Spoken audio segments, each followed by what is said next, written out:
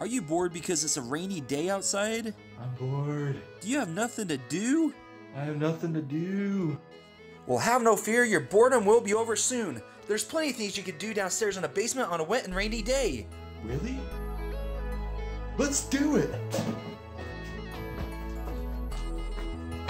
You can run around in circles until you drop. You can even play some music with a recorder.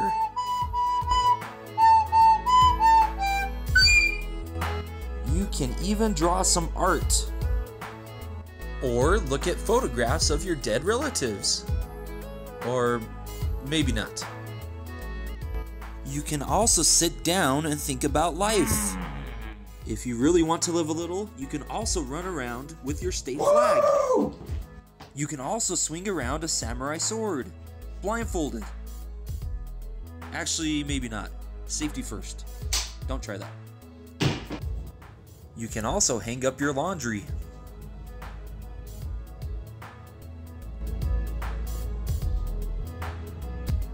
You could ride your ripstick around the house. Actually, forget all that. Just go outside and go somewhere.